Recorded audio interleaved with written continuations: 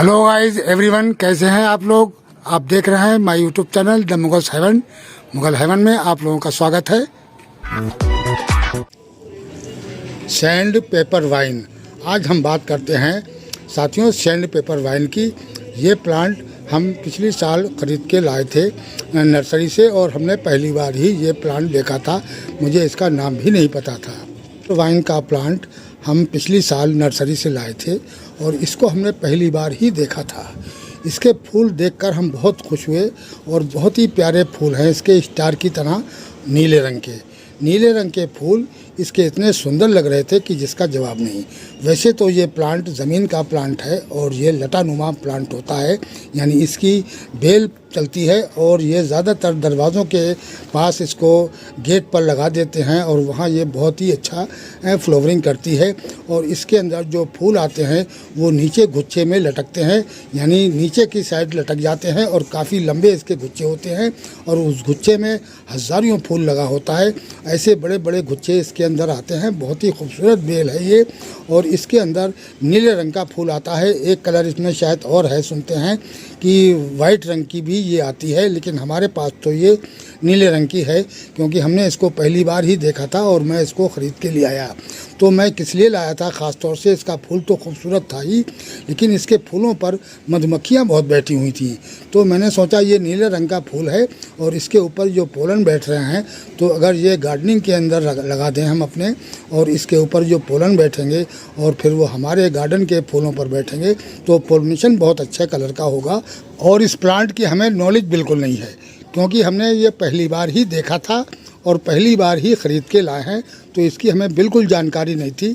जब हम ख़रीद के ले आए तो हमें इसका नाम तक नहीं पता था कि इसका नाम क्या है। तो हमने जब इसका वीडियो बनाकर अपने चैनल पर डाला था तो कुछ लोगों ने कमेंट पे इसका नाम बताया था, सैंड पेपर वाइन। तो तब मुझे इसका नाम पता चला, नहीं तो हमें इसका नाम भी नहीं पता था कि इस प्लांट को कहते क्या है और इसकी देखभाल कैसे करी जाती है, ये किस तरीके का प्लांट है।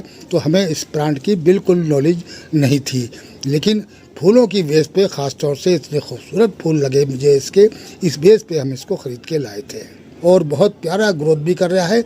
उस टाइम पर इसमें एक ही ब्रांच थी और एक ही ब्रांच के अंदर एक ही गुच्छे में फूल लटक रहे थे और बाकी ये पूरा प्लांट एक खाली सा था और पॉली बैग के अंदर लगा हुआ था। तो मैंने इसको, ये देखिए 12 इंच के पोट के अंदर सीमेंट में आके रिपोर्ट किया। उसकी सॉइल बहुत अच्छी किस्म की बनाकर मैंने इसके अंदर पत्ते की खाद वगैरह डालकर और सेंट वगैरह, तब मैंने इसको रिपोर्ट किया अच्छी तरीके से। और अभी तक कोई दोबारा से फिर कोई खाद वाद नहीं दी, लेकिन ये बरसात के अंदर बहुत अच्छी इसने प्लांट ने ग्रोथ करी है। अब इसका आने वाला जो टाइम है वो फ्लावरिंग का है, तो जो सर्दियों में ज़्यादातर ये फ्लावरिंग प्लांट करते हैं, तो इस वजह से हम इसको ख़रीद के लाए हैं कि अब इसका जो टाइम आ रहा है आगे का वो फ्लावरिंग का आ रहा है।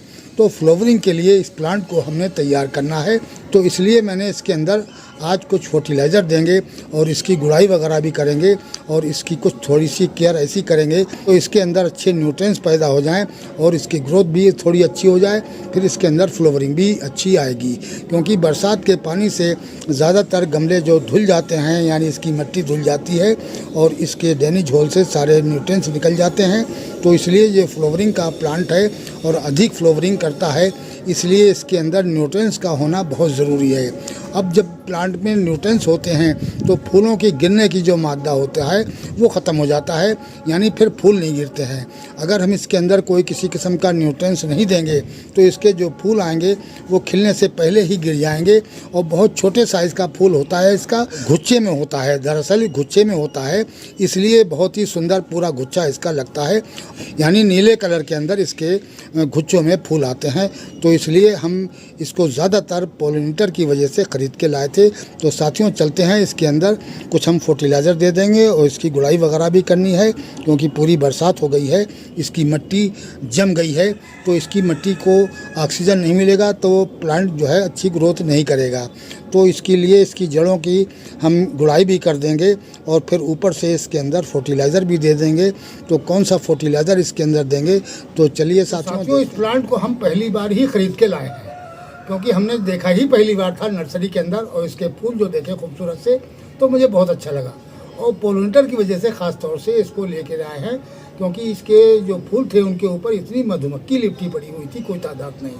तो ब्लू रंग पे जब मधुमक्खी बैठ के और फिर हमारे फूलों के ऊपर, ख़ासतौर से एडेनियम के फूलों पर जब बैठेंगी तो उसका कलर डिफरेंस आएगा, यानी जो कलर आएगा वो अलग किस्म का आएगा। तो इस वजह से ख़ास तौर से एडेनियम के लिए ये प्लांट खरीद के हम लाए थे।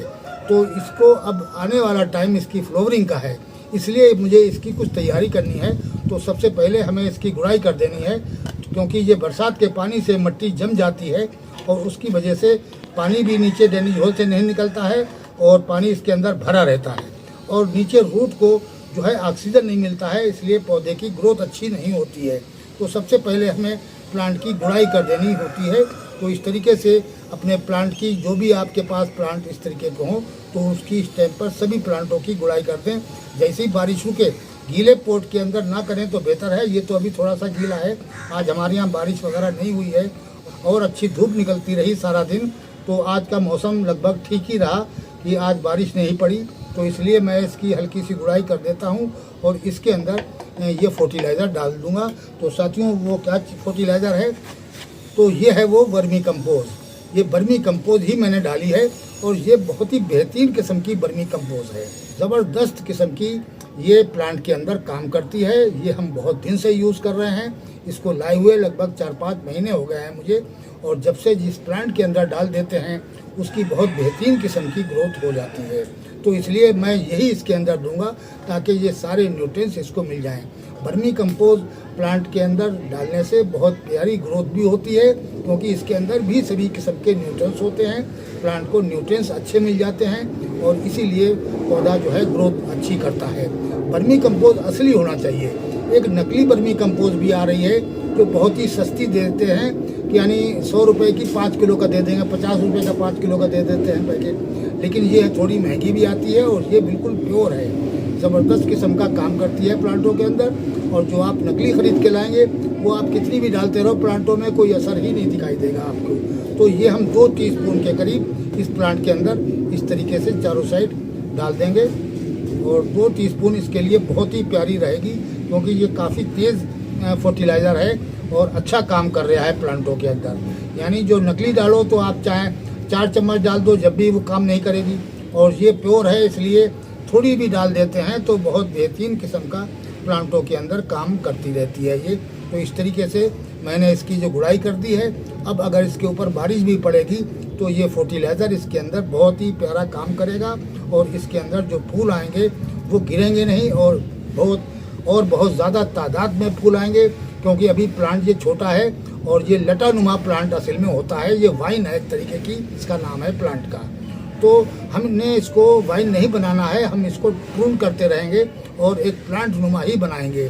थोड़े कम फूल आएंगे और लटानुमा के लिए ज़मीन में लगाना पड़ेगा हमें, तब ये बहुत ही बुशी प्लांट हो जाता है, बहुत ही घनी झाड़ी हो जाती है और वहाँ ढेर सारे जब फूल लटकते हैं, नीचे को लटकता है इसका इस तरीके से कुमकुमे की तरह।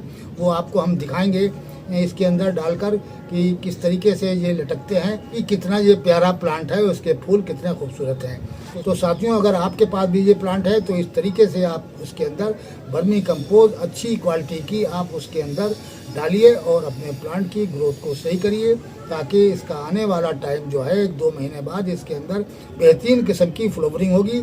इसलिए इस प्लांट की मैं अभी से ही तैयारी कर रहा हूँ। तो साथियों, वीडियो कैसा लगा? आज के वीडियो में इतना ही।